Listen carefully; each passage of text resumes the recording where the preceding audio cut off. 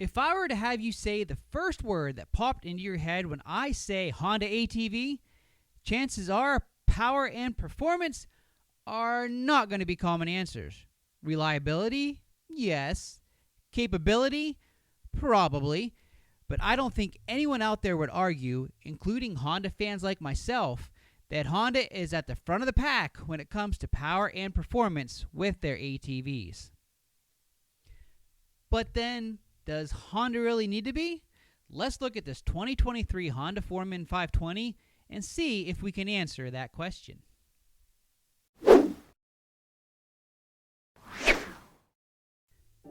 Basically unchanged since receiving a chassis and body redesign in 2014, the only major change we've seen in the last 10 years has been the upgrade to Honda's 518cc engine from the 475cc engine of the past, which, having drove machines with both the 500 and 520 engines back to back, there's not enough difference to write home about. And to compare this 23 Foreman with an older Honda ATV of the past, like this older Rubicon, you really wouldn't be able to tell the two apart if not for the decals stating such. Again, that's not necessarily a bad thing, as the styling is still quite good and familiar to the Honda faithful. Now, looks are always one of those areas where you'll love it or hate it. It's so subjective. So feel free to state your own opinion in the comments section below and let the battle begin. The 518cc engine that powers the Foreman is a liquid-cooled, single-cylinder, 4-stroke engine with fuel injection, and it does have globs of low-end torque. Yes, glob is an industry-standard term of measurement, at least for us hillbillies.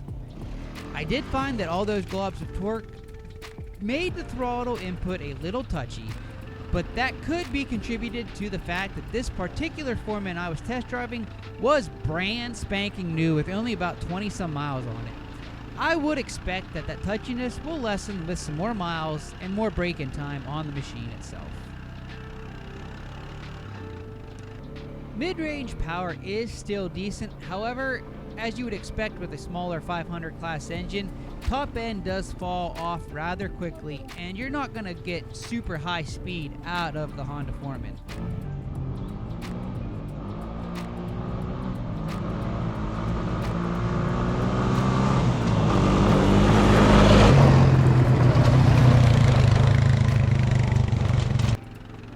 But for doing chores, using it in a utility sense, for your average trail riding, the 520 does have plenty of power and will do pretty much anything you ask it to do. One of Honda's biggest draws for potential buyers is, of course, the gear-on-gear transmission. The Foreman comes standard with a 5-speed gearbox with an auto clutch and a good old-fashioned foot shifter. The electronic shift via buttons on a handlebar is an available option on models equipped with power steering. However, the machine I got to test was a non-EPS model with the foot shift. Now, it's time for me to get real with you guys here a little bit. Honestly, at first, I loved having the foot shift, and there is something to be said about being able to physically feel each shift as you bang through the gears. But, and this is a big but, when driving more aggressively on winding, hilly trails, it did become rather difficult to get my foot placed where it needed to be as I threw my body around from side to side to take sharper turns. This quickly turned into a nuisance, and I found myself wishing for an electronic shift buttons on the handlebars where I could leave my feet planted and just shift and focus on riding. Now, some of this could be attributed to the way that the Foreman's floorboards are designed.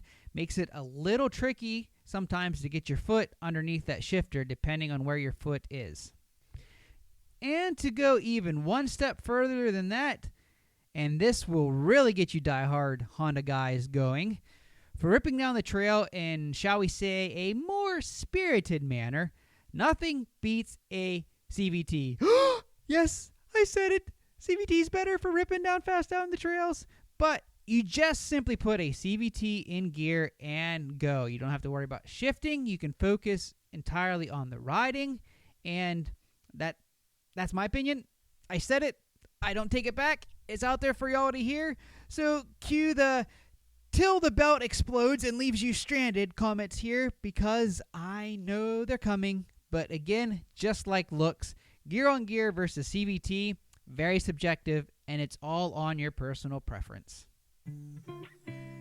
Suspension-wise, this 23 Foreman is definitely old school. The rear suspension is a mono-shock, solid axle swing arm design that only gives you about 7.3 inches of travel, and that's not a lot by today's standards. It is, however, simple with less to go wrong or wear out, but it does give the Foreman a harsher ride than any independent rear suspension machine would.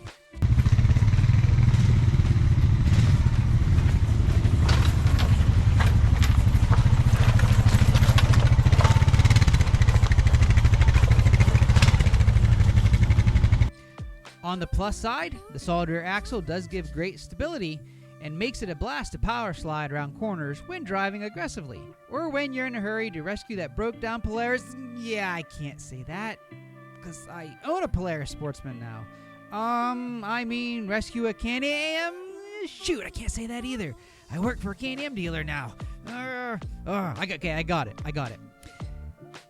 When you're in a hurry to make it back home before your wife gets home and discovers you took a day off work to go riding. There, I think I'm safe to say that. Unless my wife is listening. And then, honey, I never do any of that. Anyway, continuing on. Up front is a typical double A-arm setup that gives you also 7.3 inches of travel.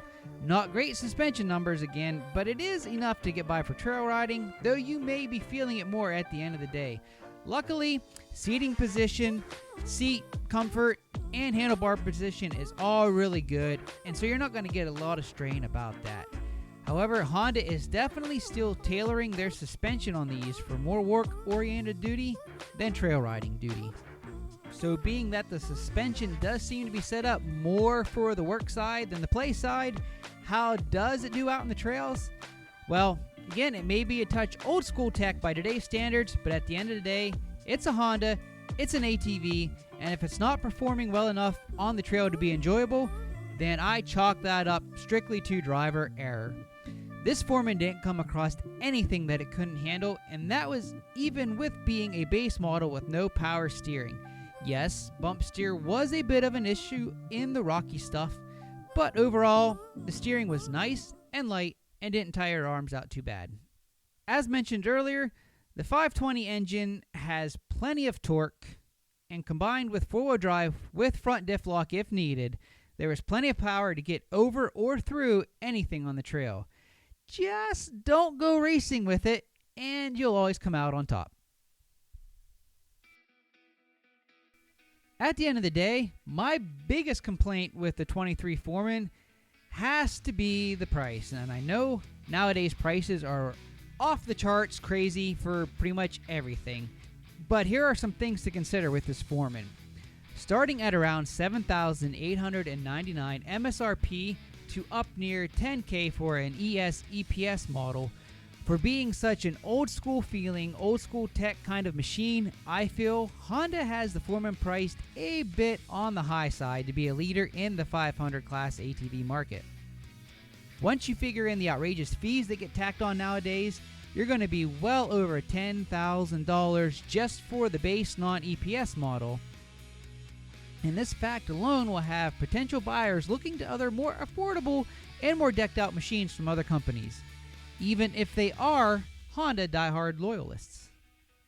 And just to build on this a little bit, here are some prices from some other 500 class ATVs. A 2023 CF Moto C-Force 500 starts at only $6,199 MSRP, and that machine comes standard with power steering, premium wheels, and a winch. A 2023 Can-Am Outlander 500 starts at $6,349 for a non-EPS model, and a 2023 Polaris Sportsman 570 non-EPS model comes in at only $100 more than the Foreman at $7,999. Now, I can't speak for the C-Force 500 because I haven't personally rode one of those, but I have ridden both the Outlander 500 and Sportsman 570, and those both have more power with a far better ride. And yes, I can see the comments now about that. Power and ride don't mean anything if it's always broke down. And look, I get it. I'm not going to argue Honda's reputation for reliability here, especially compared to those other brands, mostly Polaris. But something you need to realize is that the off-road industry is much like the automotive industry now. People no longer buy these machines to keep them for 7, 8, 9, 10 years like they used to. So dependability isn't as big of a factor as it used to be when most people are trading in their machines for the newer model every couple years. Overall, the 2023 Honda Foreman is still a solid, capable ATV. The fact that it says Honda on the side will be all it needs to make a lot of people sign the paperwork for one.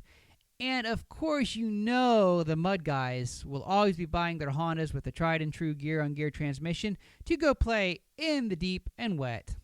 At the end of the day, all that matters is that you have a machine that you enjoy and does what you want it to do. It doesn't matter what my or anyone else's opinion is. The best thing to do is to get out there, test drive the machines, see them in person, and see if it is a machine you will be happy with. The 2023 Honda Foreman is definitely a machine that can get you out there to keep on riding.